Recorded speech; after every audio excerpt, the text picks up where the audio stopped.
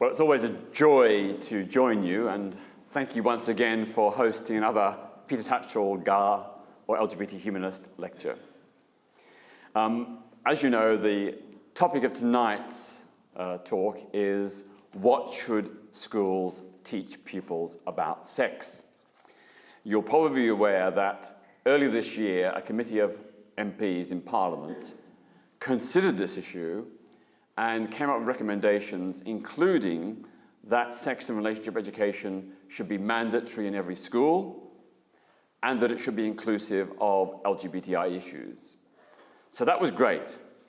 The only problem is the government has ignored the recommendations, even though there was a very strong, solid, conservative bloc on that committee who did recommend these important reforms.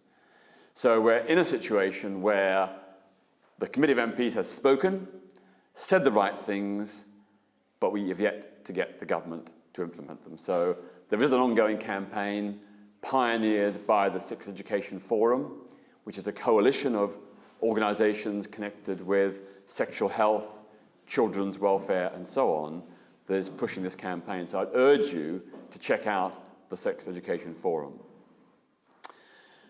And my starting point tonight is that we know that millions of people enter adulthood sexually and emotionally illiterate.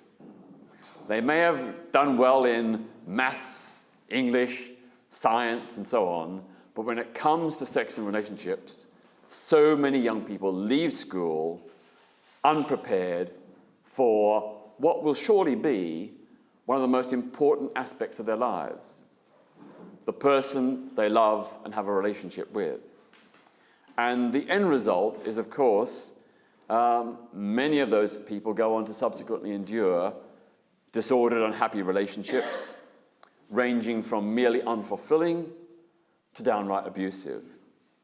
The consequence for millions of people is much unhappiness and sometimes actual physical and mental ill health, because they've not received the important life-affirming sex and relationship education to enable them to have happy, healthy sex lives and to have emotional fulfillment and satisfaction with their partners.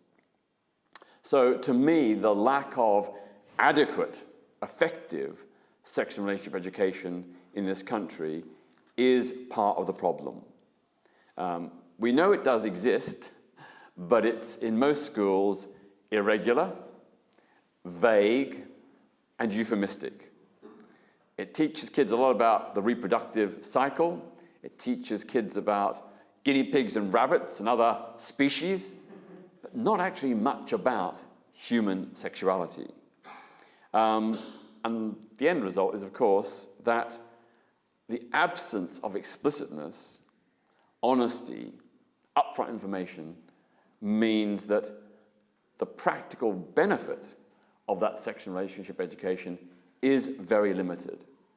And we know this from the surveys of young people themselves, who have said time and time again they didn't feel that sex and relationship education was adequate, that they didn't learn enough, that it was too vague, too general, too non-specific, and in particular, they say time and time again that the emotional side of sex and relationship education is often ignored or given scant attention. And the emotional side is, of course, very, very crucial to people's health and happiness. So the end result of all these different surveys is that young people are saying there's very little teaching in schools about sex or indeed relationships. Having said that, there are some schools that are doing great work, but they're a very, very small minority. And there are some external bodies that go into schools and do great work addressing these issues, but by and large, they are not representative. The other complaint we have from young people is that so often sex and relationship education starts too late, often after they've begun their first sexual experiences. So when they had those first experiences, they didn't have even the limited information that they were subsequently given. Now, my view is that if you want to protect young people's health, for example, safer sex to protect against HIV and other sexually transmitted infections, plus the risk of unwanted pregnancies and abortions, you have to start this education early, before young people slip into bad habits. If young people are aware of the responsible, healthy way to behave from an early age, when they begin their sexual lives, there's no guarantee they'll do it, but they're more likely to do it. I have to cautionary add that while sex and relationship education shouldn't encourage young people to have sex at an early age, I think the consensus is that amongst both educators and young people themselves, that it's best if they delay first sexual experiences until they're fully physically and emotionally prepared. So I don't want to encourage early sex, but if they're going to have sex, at least they ought to be prepared. If they're going to have a relationship, at least they should have the basic information about how to make that relationship work and to deal with the kinds of ups and downs that relationships inevitably involve. You may know that the government's education watchdog, Ofsted, some years ago did an investigation and said that the amount of time spent on sex and relationship education in schools was woefully inadequate, and that much of it is of very poor quality. Partly because, of course, teachers are not given training in how to do sex and relationship education. They get training in history, physics, English, mathematics, but not in the delivery of sex and relationship education, unless they go on a special course run by the Sex Education Forum, which is doing great work, but so far has only, I think, reached a few hundred teachers out of the tens of thousands around the country. The Social Exclusion Unit noted, and I quote, "The universal message received from young people is that sex and relationship education they receive falls far short of what they would like." So this begs the question, what needs to change in order to make sex and relationship education more effective, more relevant, and appropriate to young people's needs and requests? So what I want to do tonight is give you a few suggestions, some few bullet points about what good sex and relationship education might involve. For me, the first principle is the recognition that sexual rights are human rights. Human rights are not just about the right to protest or freedom of speech. They're also about the right of sexual self-determination, the right of any adult person to love another adult person of either sex or both sexes, and to engage in any mutually consensual, harmless sexual act with them, and consequently to share a happy, healthy sex life. I think those are human rights. As I said, love and relationships are two of the most important things in most people's lives. It is a human right that they're able to enjoy those lives and have sexual and emotional fulfillment. That brings me to the second point, which is, as I mentioned, the right to sexual self-determination. I'd like to see every school promote the message, "It's my body and it's my right to control it." The idea is to ensure that young people assert their right, what they and others do with their body, including the right to abstain from sex, to say no, and to report abusers. The right to be LGBT or straight, that's a really fundamental issue of sexual self-determination and gender identity self-determination. And I think that this ethos of young people being able to assert their right to control what is done to their body by themselves and others, that is very, very fundamental. The ethos of sexual self-determination is crucial in order to thwart people who attempt to pressure youngsters into abusive relationships and risky sex. And although much of the focus is on older people exploiting younger people, there's a lot of peer-to-peer pressure and exploitation as well. So we need to challenge that with this ethos of it's my body and sexual self-determination. Many people have pondered over the issue of the ethical framework, and I really think it's quite simple. The ethical framework that I think ought to be taught in schools is the principle of mutual consent, respect, and fulfillment. If you stand by those core three elements, I don't think you can go far wrong. I think it's very important that sex and relationship education acknowledges diverse sexualities, gender identities, and lifestyles, while also giving young people and teenagers guidance on their rights and responsibilities, including teaching about issues of consent. What constitutes consent? When is a relationship consensual, when is it not?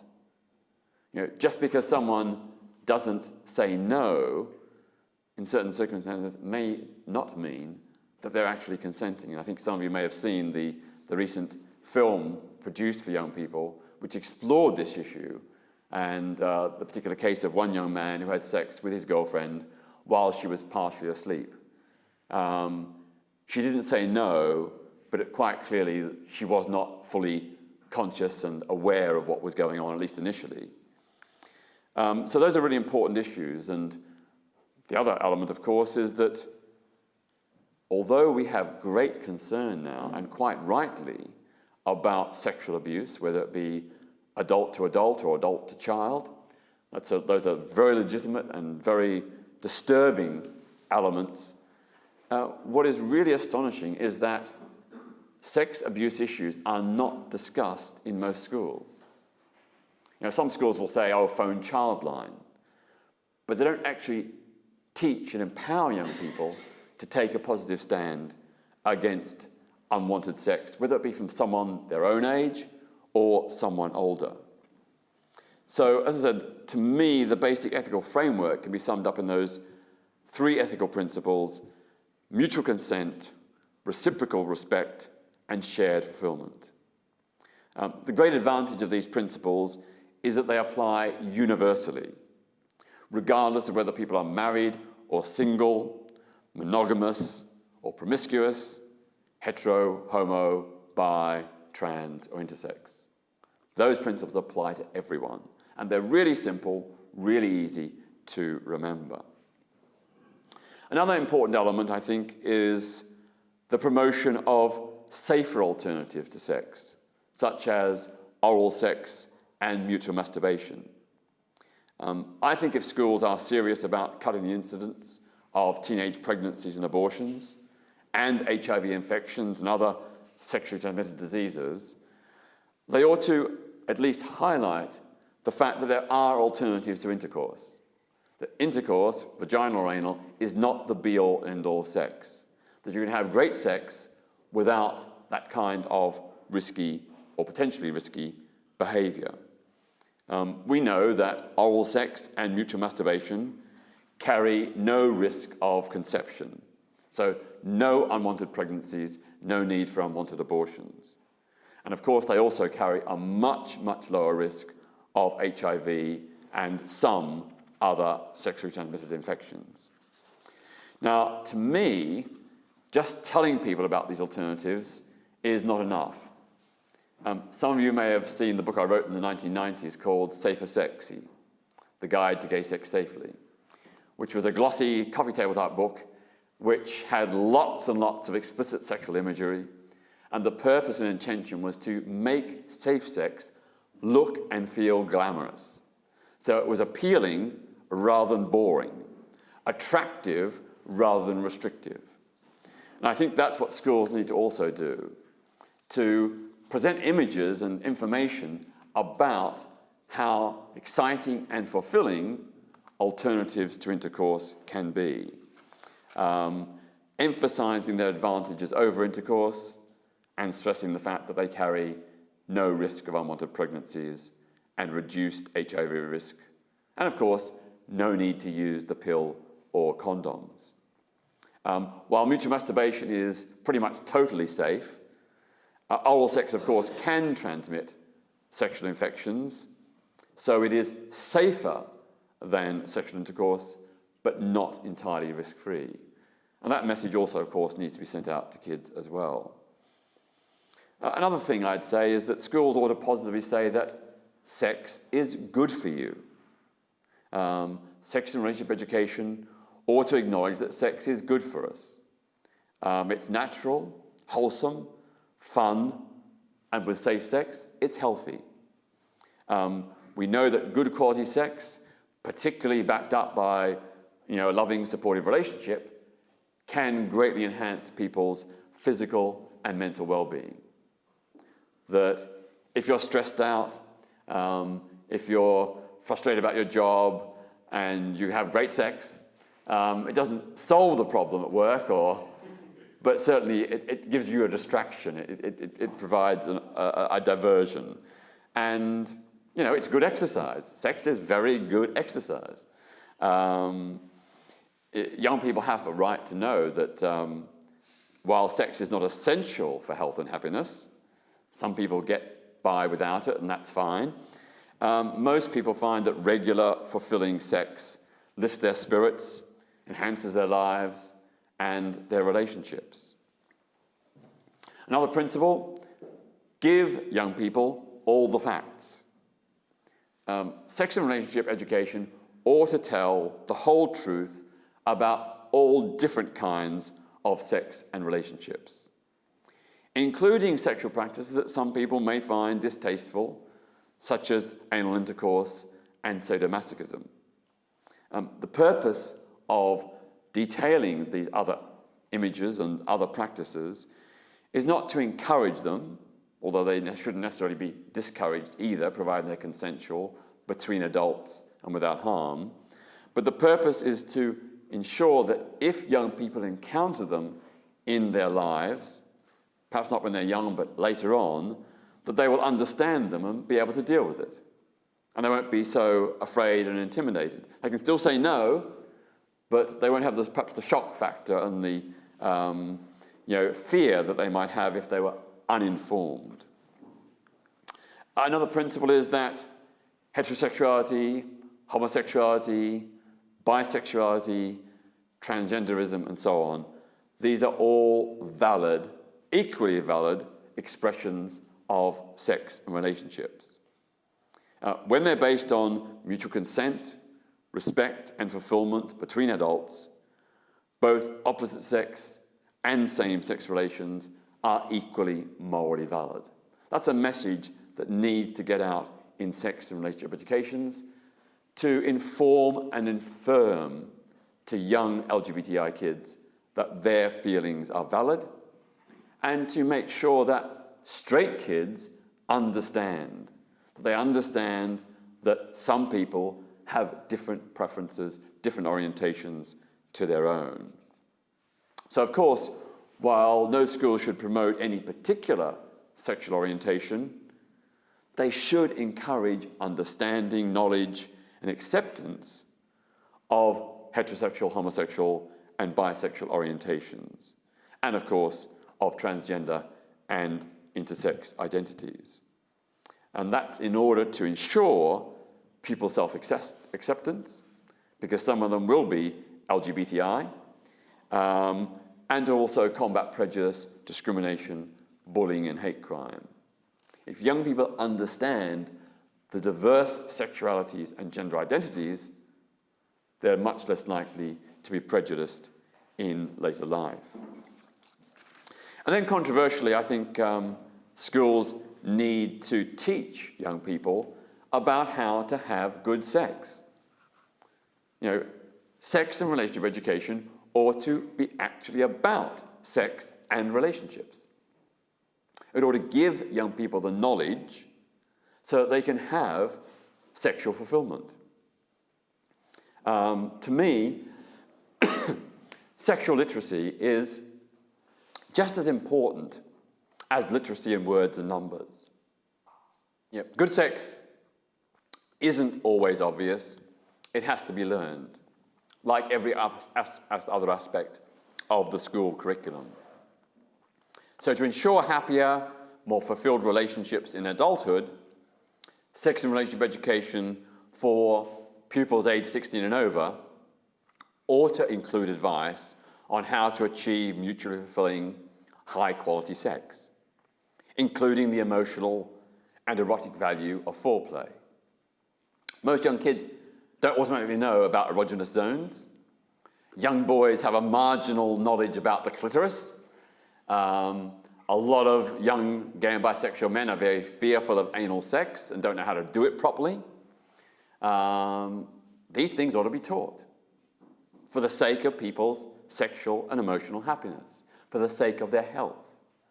I'm sure many gay men will tell stories of when they were first screwed and how painful it was. Well, that's obviously because the person doing it wasn't doing it right. And kids need to be taught how to do it right and be told about the joy of anal sex. I mean, the prostate gland is the secret male sex gland, which is why it is so pleasurable if the person doing it to you knows how to do it properly. So the multitude of erogenous zones and how to excite them, how to achieve good orgasms, deep breathing, muscle contractions, all those things ought to be taught. Not because you're seeking to sexualize young people. By the age of 16, most of them have already had their first sexual experience of some sort. The purpose is to make them able to have a happy, fulfilled one, and very importantly, to make sure their partners have a happy and fulfilled one. If they don't understand their own bodies, how can they understand the bodies of their partners? How can they understand the value and importance of erotic foreplay and so on? Then there's live and let live. Human sexuality embraces a glorious diversity of emotions and desires. We're all unique with our own individual erotic tastes. People are sexually fulfilled in a huge variety of different ways. And providing it's between adults with consent and mutual respect and fulfillment, that's fine. Whatever turns you on. Providing, as I said, behavior is consensual, no one's harmed, it's between adults, the enjoyment is reciprocal. Schools should adopt a non-judgmental live and let live attitude. Emphasize the mutual consent, respect and fulfillment, but beyond that, don't take moral judgments about different types of sex and different types of pleasure. I also think that sex and relationship education ought to begin from the very first year of primary school. Of course, it needs to be age appropriate. I think at the first year of primary school, you don't talk about sex, but you talk about relationships, you talk about love, that love can be between a man and a woman, or between two men or two women, or between, a person who's trans and a person who's straight, a person who's intersex and a person who's gay. Lots of different options. And I think young people understand that basics of love. And where this kind of teaching has been trialed, young people get it. My neighbor's daughter was watching TV the other day, and she saw two men kissing, and she said, "Oh, I've heard about that. Isn't it lovely? Isn't it sweet?" I don't know where she heard about it, but it was good that she knew, and she wasn't shocked, and even better that she thought it was sweet.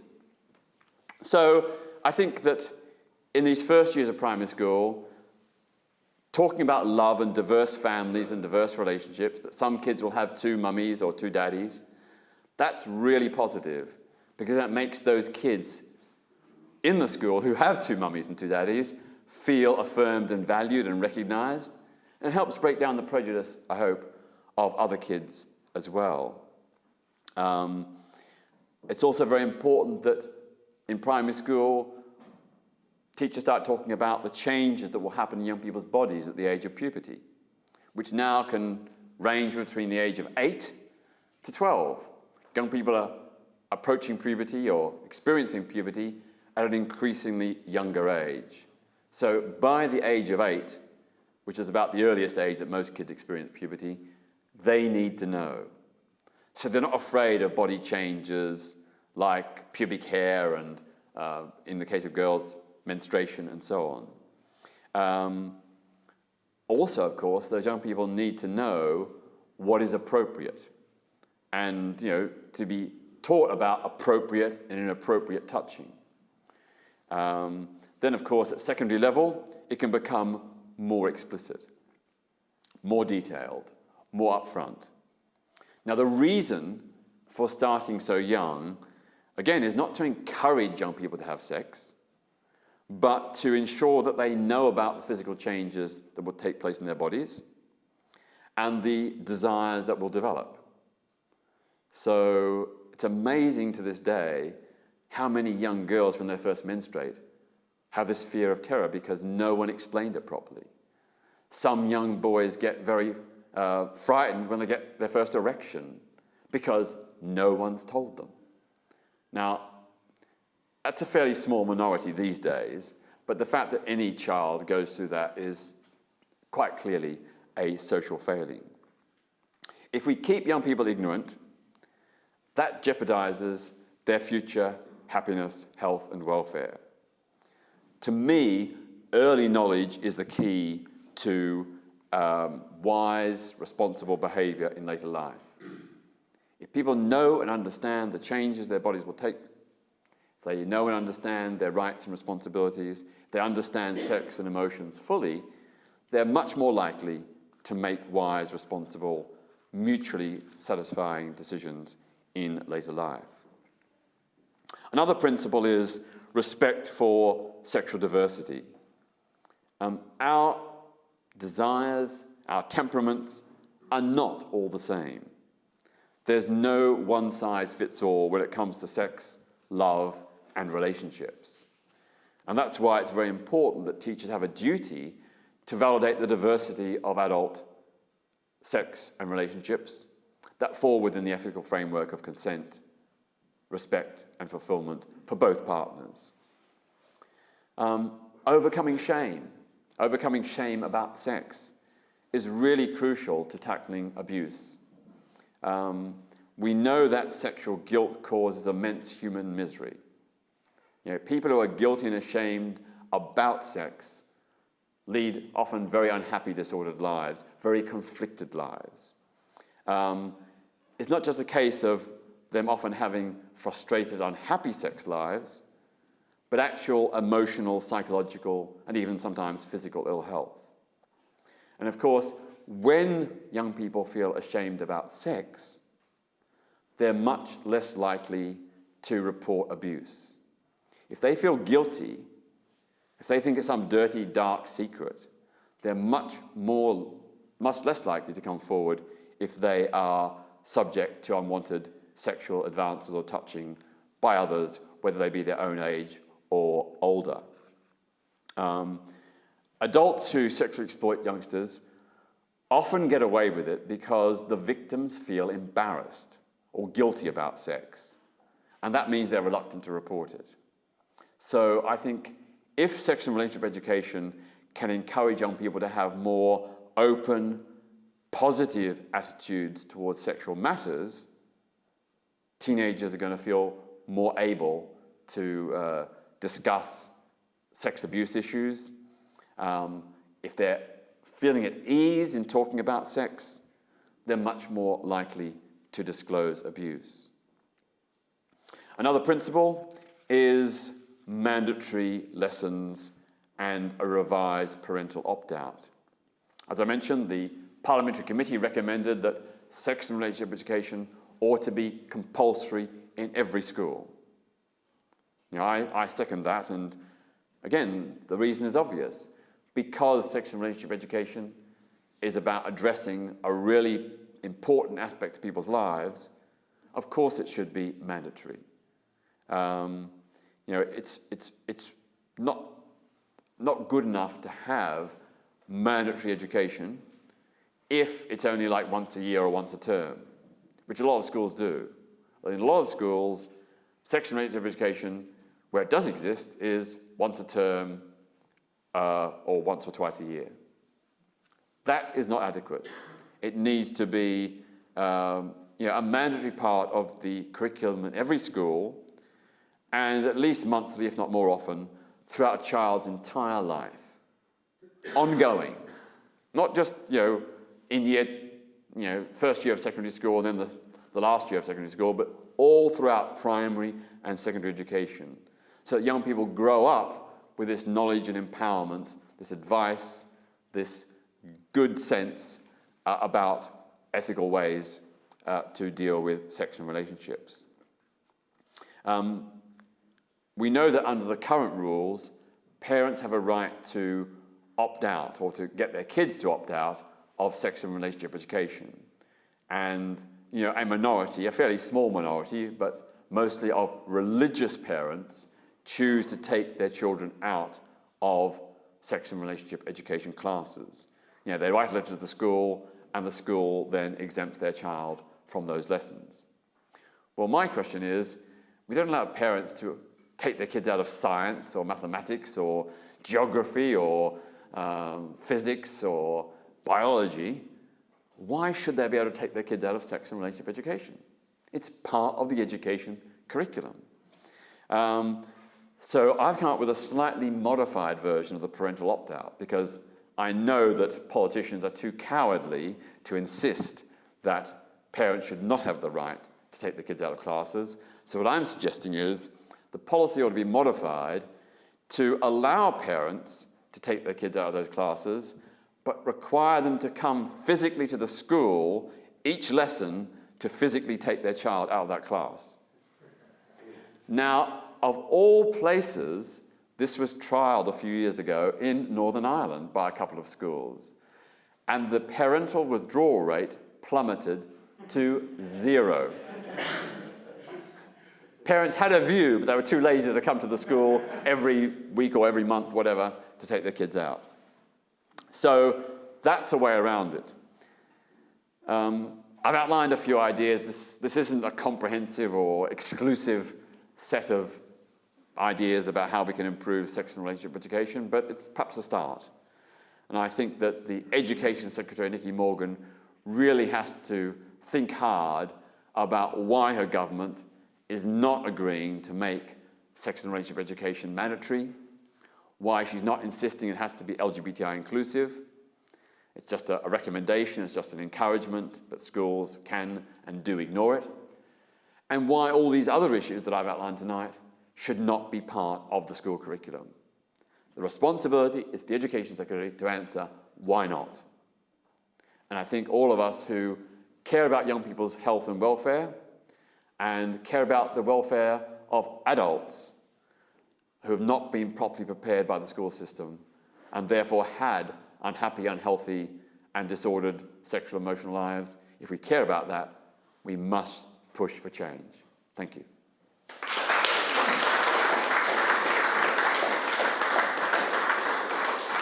So I've very briefly got a few minutes for questions and answers or contributions.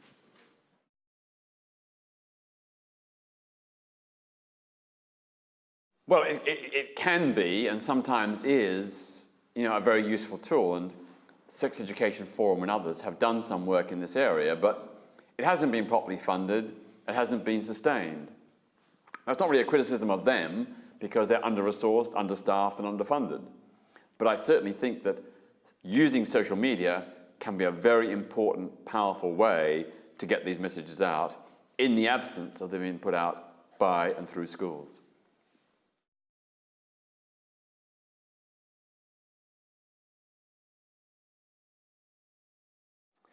Well, I think schools have to get their priorities right. I think right now the priorities are not right at all. As I said, sex and relationships are two of the most important things in people's lives. For most people, their lives revolve around the person they're in love with and living with. And we need to make sure that they are able to achieve for themselves and their partner the maximum sexual health, happiness, and fulfillment. So I think school resources or education resources need to be made available for these issues. And the government needs to, if necessary, put in extra funding. And a very good place to start would, of course, be in explicit teacher training in this issue. I'm not entirely up to speed in the last couple of years, but when I last checked a couple of years ago, sex and relationship education does not feature in most teacher training courses. And there is no teacher training module for how to teach sex and relationship education. There obviously is for the science subjects, mathematics, English, and so on, but not for sex and relationship education. So I think providing that training so that teachers are fully aware of all the issues and know how to teach the subject in an effective way, that's a vital part of the equation.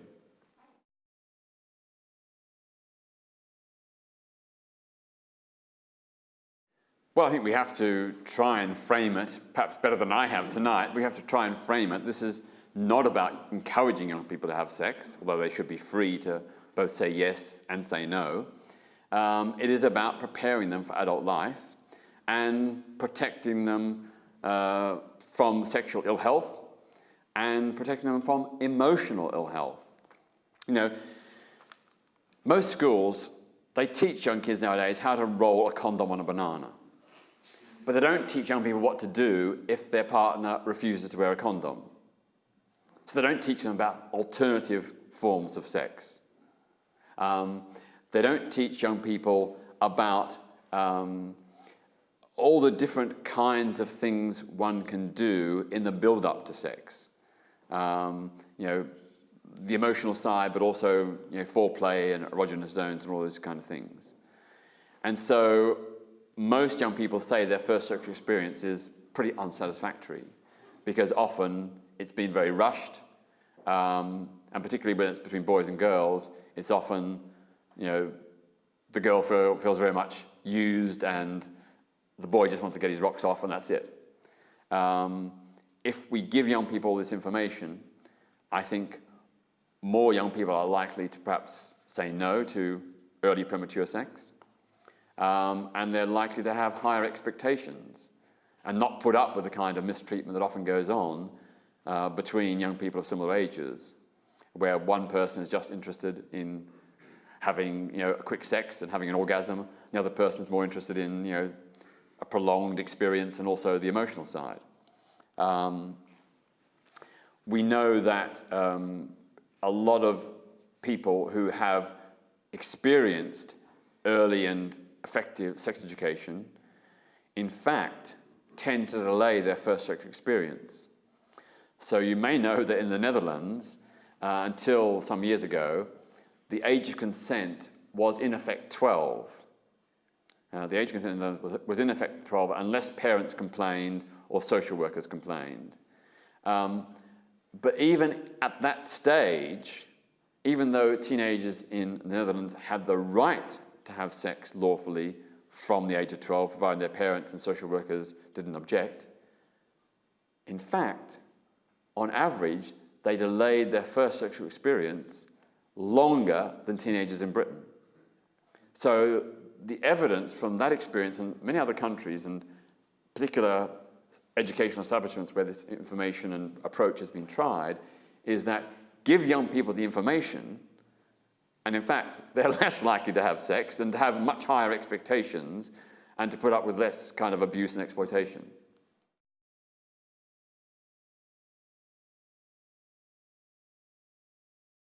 Well, of course, the Sex Education Forum is very poorly funded.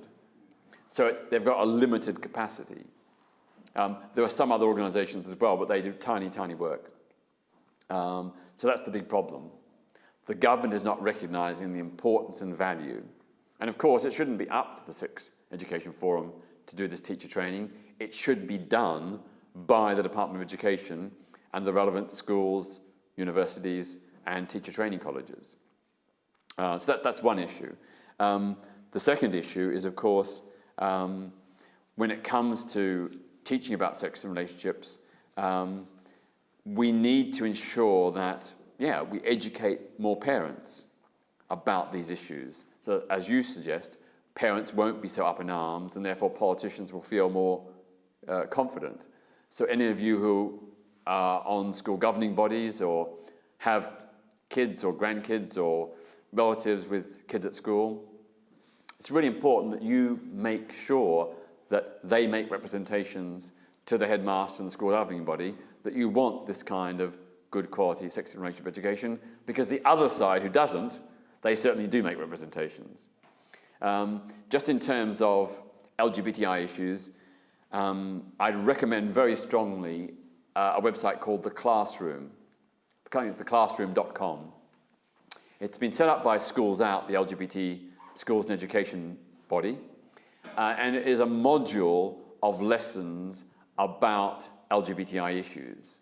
So teachers can go to that website and download lessons. It's not strictly about sex and relationships, it's more about LGBTI issues, but it's a really, really effective, valuable resource. I always, when I go to schools, always talk about it, and the feedback I get from teachers is, wow, that's fantastic. Because it is done by experts in the field who know how to teach these issues effectively. You download it, the teacher doesn't have to do much preparation, they just have to read it, imbibe the information, and then impart it. So if any of you are teachers or you know people who are teachers, please recommend theclassroom.com. It's an amazing, positive resource. And of course, that model could and should be used by the Department of Education to provide, ready-made sex and relationship lessons for teachers. In the absence of proper teacher training and so on, let the Department of Education have those lessons online, with different age-appropriate levels, so teachers who want to teach it can download and use it.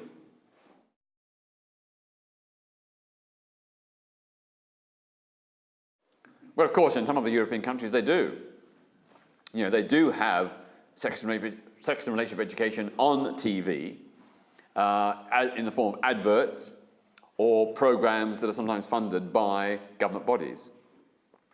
Sadly, we are too scared and timid and Puritan. But that will change. That is changing, and we need to help make it change faster. I'm going to have to do the last question now.